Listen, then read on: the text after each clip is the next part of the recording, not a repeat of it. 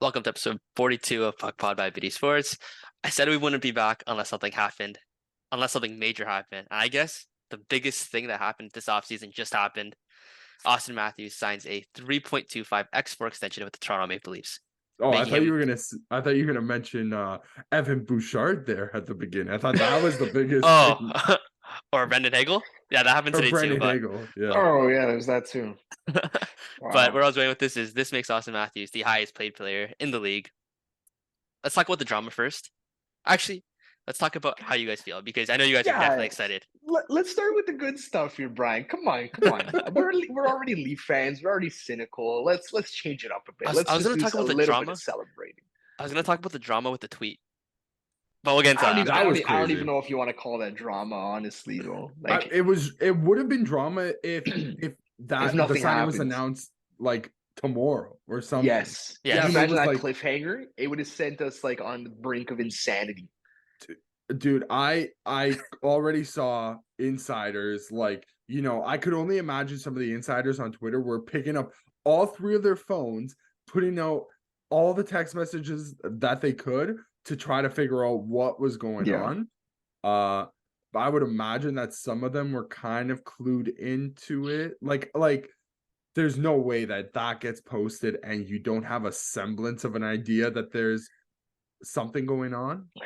Well, I don't know if you saw it, Dave. Like, I think we just need to consider now Mike Stevens is up there with like freaking CJ and Elliott when it comes to the Leafs specifically, because we need it down to the second, but unfortunately we only have it down to the minute on Twitter. He sent out a tweet saying Matthews extension incoming the same minute as Matthews tweeted his little soliloquy there to Leafs Nation. So I don't know which one came first. Okay, so now here's my thought. Here is my thought on that. He works for. Is it the? I was looking on his bio. News? He's got Sports Illustrated.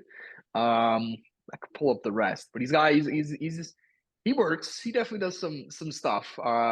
He is a credentialed member of the Toronto Maple Leafs media, though. So the Hockey News and Staff and Graph podcast, member of the PHWA.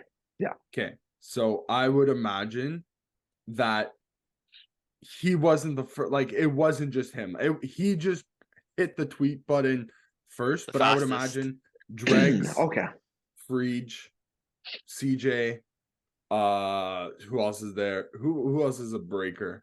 All of those guys. Anybody who's a who in Toronto sports media, especially Leaf sports media, probably all got the information at the same time, but Mikey was the first one to jump on it. So congrats to him. Hopefully, he gets something else in the future. Yeah. Too bad for everybody else, I guess, because you lost. Okay. So let's get into the red meat. How are you guys feeling after that signing? What are you guys thinking? I don't think there's any way to feel other than good if you're a Leafs fan, just because it puts to bed just these lingering thoughts in your mind of when is the extension going to get done. It gets done. It's 13.25 times 4. We get 5 more years of Auston Matthews. And honestly, considering some of the numbers we were throwing around here on the pod earlier in the summer and what other media members were throwing around, I don't know if we can be too mad with 13.25 on the AAV. Yes, it's the highest mark in the salary cap era for any player. No, it's not on a max term deal. So yes, he got his cake he had his cake and was able to eat it as well. That's fair. But at the same time, you throw that deal in front of any other team in the NHL, and I think they're also signing it, right? So it's tough to really get crazy mad about this, and I don't think we should be. I think we should be celebrating the fact that player who's 5 more years. 5 more years of the best player on this team over the past 7 seasons, with the potential for him to enter an even higher echelon, and we'll get into that a little bit later. But those are my immediate reactions: is let's go, put that to bed. Let's move on to the next extension that we want. Dave? I, for one, am certainly glad. The first thought that ran into my mind was, you can cross off Auston Matthews to Arizona, all that shenanigans. We've been hearing that since like his EOC. Since he was an RFA, his first deal. The first, what was it, first 5 years, right? So this was probably 6 years ago that Brian Burke went on national television, or was it on radio? I forget which I one. no, I think it was on. I think it was on I want to TV. say it was on a broadcast. It was like in the middle of Yeah, a game, one of those types of things. And he was like, I wouldn't be surprised if Auston Matthews, if it doesn't go right for him in Toronto, he jumps ship and he heads to the Arizona Coyotes. And everybody in their heart of hearts knew like he wouldn't, he shouldn't. But there's always like, if there's a percent, you're always gonna like, if there's a seed of doubt, you're always gonna have like the Leaf fan like as the seed putting of their doubt is hand 10 times bigger in Toronto. That's what it is, 100%. right? A Other markets, 1%, they hear that yeah. and they're like, okay, whatever. But here, you hear that, and it grows. The seed The of doubt grows. 1%, the 1% of a 1% gossip rumor gets magnified to the nth degree. I'm not even gonna put a number on it because you could put your own number on it of how intense and scrutinized everything that gets said and played in Toronto.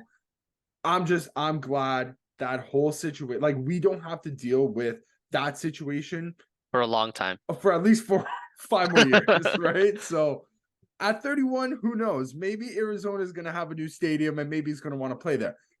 If that's the case and he really wants to leave, but who knows? That's 5 years I think from Dave now. are. I think we've always had the same like rationale when it comes to Auston leaving. We've always said, do the thing, and you can go wherever the hell you want, Yeah, Auston. Just do the whatever. thing once, For sure. and by all means, do whatever you want for the rest of your career, the rest of your life. Right? So that is to say, that is a 5 year from now problem. In the right now, that so this is not a, we're not coming on here and we're not going to tell you guys or who, like, we're not going to sit here and say, oh my god, Auston Matthews got fleeced on his deal, or oh my god, like what's Brad Treliving doing as his first major signing? He just got absolutely taken to the shop. No, there's They both a gave up balance. something. Yeah, there was I a agree with balance that. in this deal. So is this deal a 10 out of 10 signing for the Leafs? Probably not. You Nope. would have liked to have want 8. gotten 8, 100%. You want as many years as you can get. Yeah. Yeah, could you even at 6, you're like, oh wow, like at 13.25, like wow. Oh, you love that. On Austin's camp, for him, if you are Auston Matthews right now, are you looking at this and saying, wow, guys, we completely, you guys, whoever his agent is, you outdid yourself. You got an 11 out of 10 contract for me. I'm going to be making shitloads of money until I'm 31. Yes, and also he kind of had to leverage a little, like, he had to give up a little bit of his leverage to take a little bit less. We were all thinking that he was either going to get like a 13x2 or like a 16x8. That's what all of us were thinking. I was convinced on a Supermax, like he was going to be the first player to get 15 points. Because why wouldn't it be somebody on the Leafs, right? You know what I mean? Like if there's gonna be a player or a team to do something for the first time, it was gonna be Auston Matthews and it was gonna be the Toronto Maple Leafs. So my original idea was 15.6 by 8. Which but I would have. I will say this though.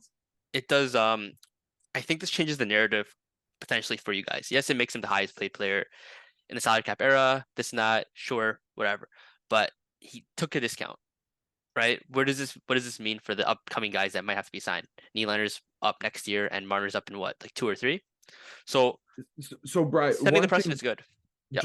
Just before we think, I think there's a difference between taking a sweetheart deal, discount, whatever you want to call it, and not taking egregiously more than what he should be making. And I think Auston Matthews' contract, on the balance, like this was a not taking egregiously more than what he should be making. 13.25 for Auston Matthews is probably a bit of an underpayment for his services. And he also isn't coming in and asking for, the projected, more, like, because everybody wants to make more than what they feel they deserve, right? So we always looked at the Athletics value projection charts all throughout the year. We were always sending them. I would send Brian his Caps ones. I'd throw up some of the Leaf ones, and you'd have players like Sandin projected at 9 million annual average value based on what he's giving you. And the Considering Auston chart was considering for sorry, Deb, 10 go ahead. games, considering for Yeah. 10 games after he got traded, he had like what 15 points. So He's the Yeah, best player on the it probably went up His to value 11 was- million, man. Yeah. Yeah. So the Auston chart was always like max contract, right? And I think always what we were saying here, me and Dave, is that it's not even necessarily the problem with Auston. It's that all the other stars around the league don't seem to be pushing for the bag like the players on the Leafs do. I think we all agreed that players like Jack Hughes, Nathan McKinnon, Cale Makar, McDavid, Draisaitl, they should all get what they're worth. But it does look so stupid when none of them do, and yet the Leaf players, of course, it's the Leaf players who got to go and get the bag.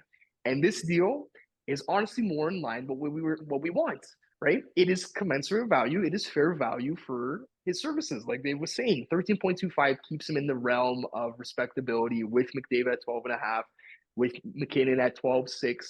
And we were talking about in our group chat that there's going to be players that probably pass this 13.25 mark in the next 2-3 years, and going forward, right? So sorry, Brad. The first player who I think realistically could have taken that supermax was Mac, right? But he didn't. Like that has never kind of seemed to be the player. He was never going to take it. No, yeah, that was gonna never take the Supermax. impression we ever got from him either. We right? had quotes from him saying, "I took a discount last time. I'll take another one again." Right? I'm pretty sure that was him. It's either him or Pasternak. I'm pretty sure it was McKinnon. I would imagine it was him because his original contract was a steal to begin with, right? This is the first time. 6 million. This is the first time a player, the player himself, would be the type of guy to do it, and the team would be the type of team to give it. Yeah, this is a good point to make. It's a very good point to make. Like I was saying, if you put this 13.25 by 4 deal in front of any other NHL team, like let's say it's just free agency, and Auston says this is what I want, I think probably 31 out of the 31 other teams say yes to that deal because you're getting Auston Matthews. However, in an alternate reality where let's say the Leafs had Nathan McKinnon, I don't know if we'd expect Nathan McKinnon to take his 12.6. I think you're in this scenario where Nathan McKinnon feels compelled to try and get the 13.25 by 4 or whatever. You know what I mean? I feel like it has a lot to do with Toronto and not as much with Auston Matthews. Yeah. Yes. So I agree with what you're saying there, Christian. So if roles were reversed and Auston Matthews has a cup on Colorado, is he taking the 13.25 by 4, or is he taking the 12.6 by, is it 6 or 7? It's a good question. I think it honestly might even be 8. I'll find it here. Regardless, I still think that Matthews would take the bigger contract. I just feel like he's that type of guy compared to McKinnon. Like McKinnon was literally on the best deal in the league for like years. Yeah. So in regards to that, maybe that. So that's the thing, right? Like maybe it was a max deal, by the way. It was 12.6 by 8. Yeah. Okay. Man.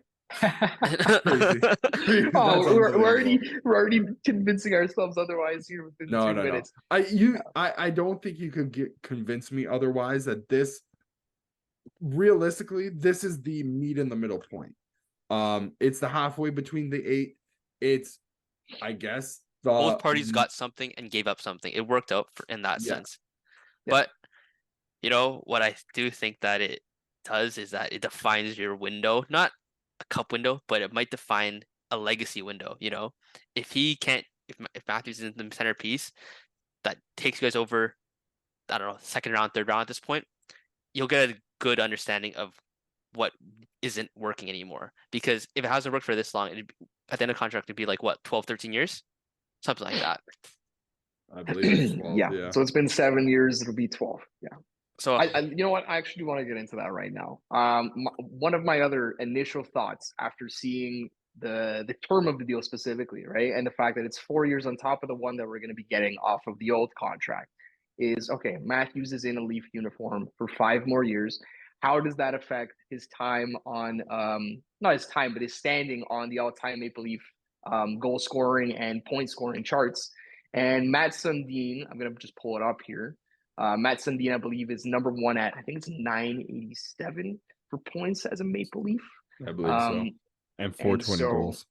420 goals, very nice. And Matthews, once again, I'm gonna pull it up here, but he's in the 500s. And basically, if we were to say that Matthews is a point per game player, right? So let's just say 80 points per game, which honestly, it's probably a little bit low, but yeah, that's lowballing it. Yeah, injury concerns though, right? Like, is he gonna play every single game? So let's just say 80 points every year for 5 years. Dude, that's 400 points. He might be good enough. Like, the year that he put up 60, he also had 100. So, did he also not miss time last year as well? Like a few games? He might have missed a couple games. He usually does miss a handful of games every year. I think you could I think count... there's 2 years where he hit 60. Yeah, like 60 I think games. I think you could, like, for sure. I would honestly like say, like, It's if probably it's a an shoe in. 82-game season, like 75 games he plays, and I would say he's a 90 shoe in. points. He's a shoe in to get the record or whatever it is. Basically, on he'll pace, be on the yeah. doorstep. Yeah. He'll be on the doorstep or have just passed it. He's at 542. Like I said, Sunday's at 987. Matthews is 11th all time in points. Number 10 is Mitch Marner. Yes, number 10 is Mitch Marner at 554. So there is a world where Matthews is number one, and there could be other guys on this roster 2, 3. So I do think that it does matter. That did matter to me, that I did want Matthews' legacy to be cemented as among the best Maple Leafs of all time. 299 goals he's sitting on right now. So his next goal in the season will be number 300 on the career. 120 goals over 5 years. I think Auston will do that in his sleep. Probably hits that in 2.5 years. So yeah, he's going to be cementing himself in Maple Leafs history one way or another. And I do think that's important. One question I just wanted to ask you guys quickly is how does this cement Tree Living's legacy? Has it, like, switched your mind on him yet? I know you guys weren't too happy given his moves this offseason, but does this kind of earn him some brownie points? I think it's just as simple as, does this deal look different if Kyle Dubas is the GM? And I would say it's the same deal. I don't really see a world where it's negotiated differently. I think you probably end up in this ballpark. So like, it's a 3-4 at the end of it. I'm not even convinced that Brad had to do any legwork for this deal. I'm convinced that this deal the framework of it might have already been in place from whenever the Leafs were eliminated in the playoffs. I think they were even talking about mid-season, if I'm not mistaken. Like, I remember seeing something mid-season that stuff was getting done with Kyle, but I would say from, what is it, mid-May, right? There was a framework there to work around. So you think Dubas just left the dock on the PC, and then the first thing he opens, Brad opens, is like, use this number. It's like, we got this number going. Yeah. To your point, O'Brien, I think that we can make a lot more assumptions on how Brad negotiates and what to expect from him based on a Nylander extension. I think that number will tell us a lot more, right? That's true. Going into that, how does this affect Nylander's contract? Or it doesn't? It's tough. It could affect it. No matter what, I think we felt the Auston contract was going to get done one way or another, and probably before Willie. And honestly, that might be to Willie's advantage, because I think if you're Willie's camp, you say, okay, let's see what Auston signs for, and then we can figure out what we can bargain for here. And we did get some new info today on the Nylander front. Elliot Friedman and Jeff Merrick are doing their European media tour of the NHL. And so good, by the way. Interviewing. Yeah, I'm really excited to listen to a lot of these interviews. They had really good ones last year. I remember the Draisaitl one was really good. Talking, like, gassing up McDavid and how he should score like 60 goals or whatever. Yeah, and he did. So yeah, he said he was going to. He did. Yeah, 153 points later. Yeah. So this is from Elliot Friedman. And he did. Yeah, and he did. Yeah, this year Justin's gonna be like, he's gonna dabble in net this year, and McDavid's just gonna get a shutout. Yeah, win the Vezina. Yeah, Would you put it past him? I wouldn't. Like, No. no. Yeah, give him a year and you could figure it out. So dude, Friedman this morning though. Sorry, yeah, go ahead then. before you think, dude, I think there's a real good chance that if you throw McDavid as a defenseman, he might genuinely Win the Norris. win the Norris, right? You'd think of him as Cale Makar, right? Like, and how do we think of Cale Makar? Sure, maybe you give up a little bit defensively. Maybe it's more Erik Karlsson than Cale Makar. Like Yeah. he won the Norris this year too, right? So, yeah. Freeman this morning. This is the tweet, and I quote: "The most relaxed player in hockey. Lots of time to sort out his contract. Says there's nowhere else he wants to be than Toronto. Doesn't see why everyone is spending so much time discussing it." Oh, And that's on, of course, William Nylander. You don't see it, eh, Willie? You don't didn't say see it, for Willie. the past 6 years. Well, I mean, Willie lives in his own bubble, right? He's a different guy. Yeah. But I will say it was comforting, honestly, to read that and just to hear him. I'm sorry, like us as Leaf fans, we're just a little bit on edge, and to hear a player say there's nowhere else he wants to be than Toronto. So Christian, it does. It's comforting. I have a question for you.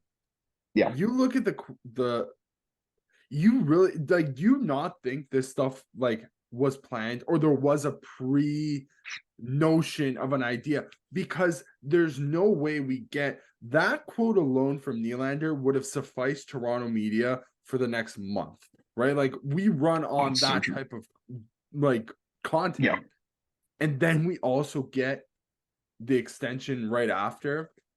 They had to have known something was in the pipeline. Maybe they pushed, perhaps I would imagine that this stuff, while all of it is pre-recorded, I would imagine this stuff was probably pushed for closer to the start of the hockey season. So maybe just before training camp starts up, just to get people, really talking about hockey. But they had to bring it up specifically because, the theme of today, it's all about the Leafs, right? So that's the theme every day, Dave. Who are we kidding here, right? So I'm not fully convinced that this just dropped out of the blue. It dropped out of the blue on us, and I'll commend everybody for keeping it tight-lipped, because that is the type of stuff that I enjoy the most, is running to my phone to get all my thoughts sorted. Like, if I have time to process my thoughts and then the official confirmation comes out, it kind of loses its appeal to me personally. It's exactly what I said. Like, I didn't expect to be talking about hockey until a month from now. Here's what I'm thinking. And here we are. This is what I'm thinking happens here. And to Dave's point, premeditated, especially on the Matthews front, because it actually sounds like Friedman and Merrick were doing these recordings over the past 2 days. Oh, so I would have assumed it was they would have bulk recorded them last week or 2 weeks ago, whenever they were. I think it's been the past 2 days, because I saw a Friedman tweet saying that he was on a boat with Pedersen yesterday. So I think this is happening right now. And if you're Matthews, right? Sure, we don't have the scoop from Friedman or whatever, because they're in Europe. They're in Europe, right? They're not in Toronto. So maybe that's how this went down. Maybe that's kind of what happens here. I think just on the Willie extension front, I think we are going to get it in short order. I do almost wonder two things. I wonder if they get it done in the next couple of days, so that you just do one press conference, Matthews and Willie and Brad, and that's it. Or I wonder if Willie actually maybe waits it out until right before training camp. That way he doesn't have to do double duty with the media first day of training camp and the contract, right? So you just throw it all together. It's like, hey, I'm here with my new contract. It's also first day of training camp, so let's just do this all. If you're a media member, I think would be praying to God that the second outcome happens, because you are not going to get any type of quote out of William Nylander right regardless. now. No. just the fact that we got that Friedman was able to get anything of substance from Willie today, like that might mean nothing to most people. You know what I mean? He loves playing in Toronto. Geez, that's a top 10 Willie quote. Just in terms that is of that is a substance what content. did you say? Top 10? That's probably top Yeah. 3, top 1, maybe. Yeah, I mean, it probably is. Yeah. Yeah, he Right? doesn't give much. If you ever watch a Nylander scrum, it's a lot of and so's, and he just abruptly ends his answer, and he's just looking at, okay, who's next? Just give me another question. He's arguably the best media trained member on the Toronto Maple Leafs. He gives Dave, you nothing, say says that, but I nothing. would tell you that he has like no media training. Like I feel like Yeah, he just it's like his it's just his personality. answers. Like he just instinctively knows how to not say anything. I don't Okay, think anyone's fair. telling him to Maybe not say maybe anything. It's just him. maybe it's an internal media train. Like, you know what I Yeah. mean? Because he knows how his words could get twisted up 10,000 different ways. So maybe he understands the filter. But regardless, if I'm him, dude, I'm probably doing it just before, like the day before training camp or 2 days before training camp. So he only has to do the one. But for us, would we want to see it by Sunday? Like, is Sunday? I guess maybe Sunday is the time that I'm looking at. What is their time I frame think here? you You know want I what to I think mean? it's like we're saying, it's Sunday or it's like 2 days before training camp. Like I do not think we're going to be expecting this on Labor Day weekend, right? No, That's like that feels like the no. guarantee, right? I don't think he'll It's be this here week Labor or Day it's the week weekend. before. Exactly, that's what I'm saying. Like he'll still be in summer mode. I I don't think also we're think getting that it's it then. also best to be in the mindset that you just want to get your business done Yeah. from both perspectives, from the fan and the player and the team. Which you know what? I would love if that is the way that we start going about business now, where we get the business done first before we start with the other shenanigans, right? Because what ended up happening the last time we couldn't get Oh my business God. done first was we had 2 years of Oh, constant, crazy. nonstop contract talks, right? That's The- you. There's I I think can I'll a end up only having imagine that with a certain player, right? I think that I know we did have 2 years with Nylander and then Marner. I think Nylander stuff's been very quiet this time. It does feel like it's going to be kept under wraps a lot more, and it has been. Like this is basically the first quote we've gotten regarding contract from Willie. It feels like. I think it's in Yeah, everyone's best interest to I agree. get the business done quickly, and quietly. and quietly. Like, who No negotiating through the realistically, media. I think Brad had a quote saying he doesn't do that anyways. good. I love that. Like, here's the thing. Willie's contract. Who won the negotiation? I'd argue nobody No won the one. negotiation, right? You The both Marner lost. contract. Who won that negotiation? I'd argue no one. Who won the Matthews negotiation? He did. I'd argue both parties won, because they got him locked up for 5 years. They didn't, nobody heard boo. That was another one too. It came out of nowhere. That contract came a game day. I remember it exactly. It was 2 hours before the game started, and it was like, oh, I don't know. he resigned for 5 years. It's like, okay, well, awesome, thanks, great. We don't have to deal with the Matthews holdout. I also just It's a think that smart thing to do. Like, I don't I know. also just think that there's professionalism that goes behind it. It's like the top tier organizations, they don't leak, they just get business done. Dallas Stars, like that's one team that comes to mind. Colorado. I think it also comes down to, like, do you have respect for the party that you're dealing with That on too. both ends, right? If I you're think all the leaking, players they've learned lessons, right? Like they had to go through it once, and I yeah. think they all reflect on it and they know the mistakes they made, and maybe the team does too, right? So that's the thing I want to touch on. They went through it, but I don't know if it was on their behalf the first time around. I think the blowback that they got was so severe the first time around that now it's, if you don't keep this under wraps, if I get the same type of blowback the second time around, you're not going to be a part of my team going forward.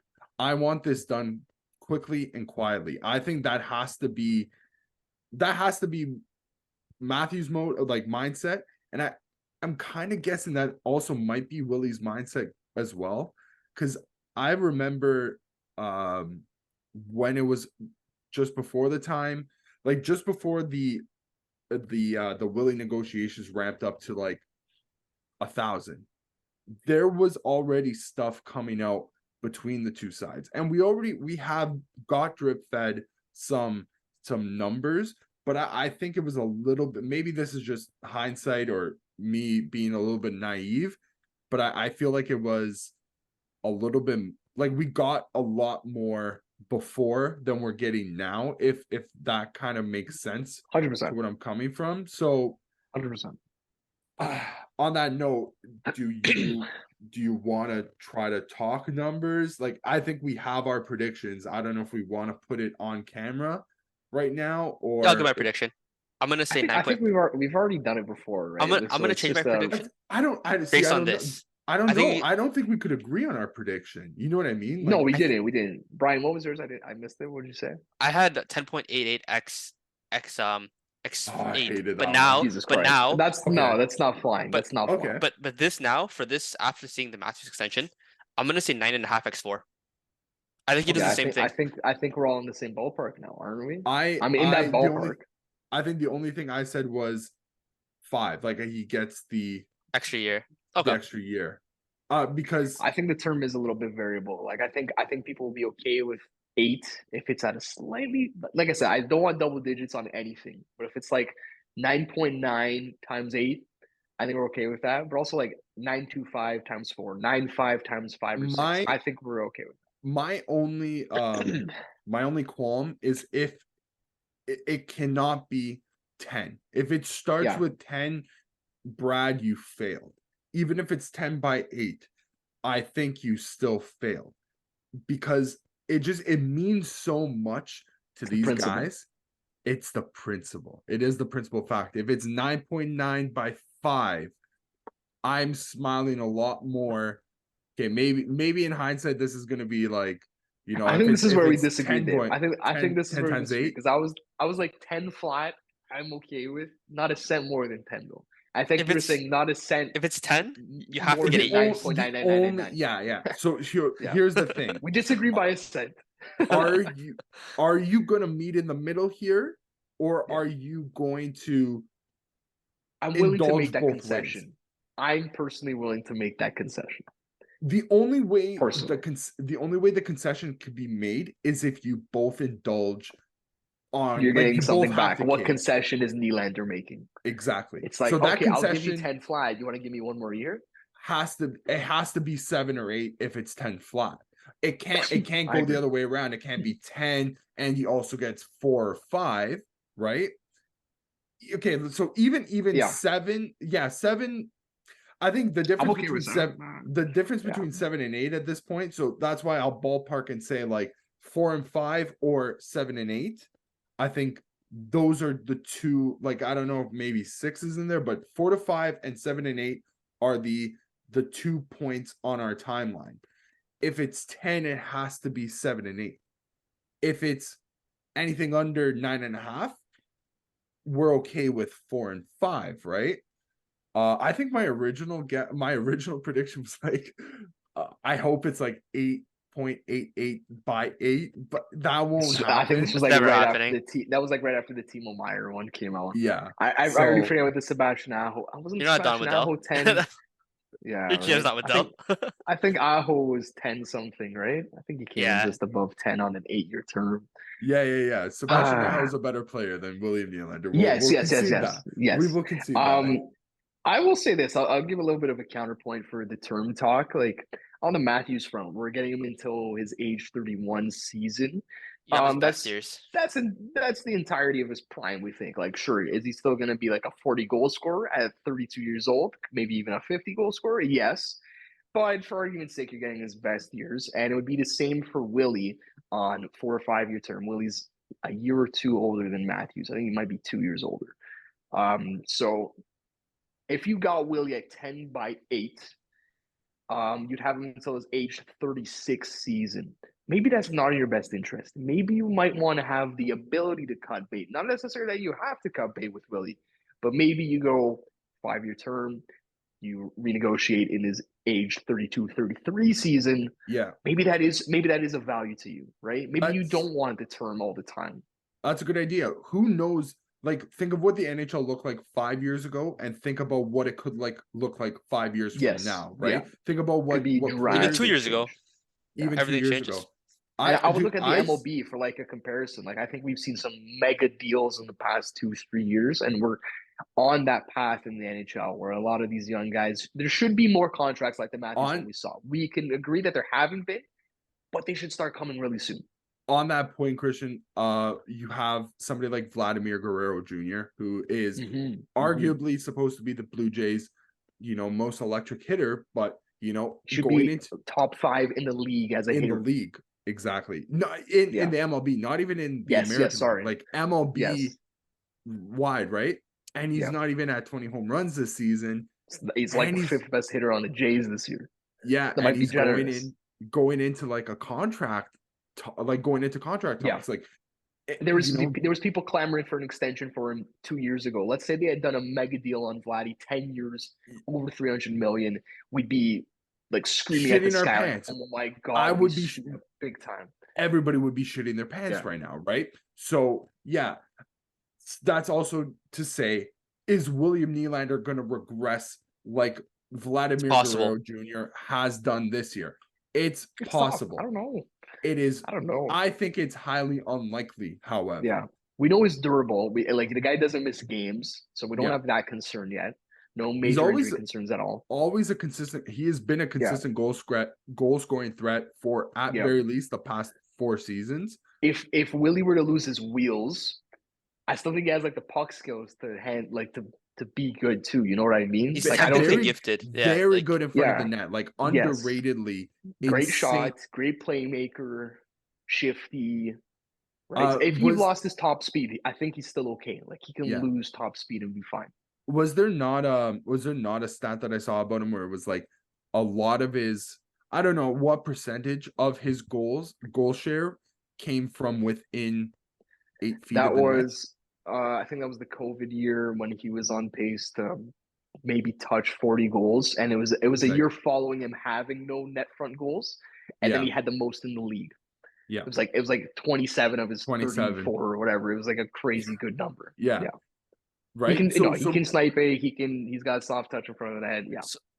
So to that point, like it's extremely unlikely for that type of regression. But 5-6 year term gives you the ability to reconsider anyway. Like you get to see it. You get to see. If you sign 8 years, you don't get to see what it looks like.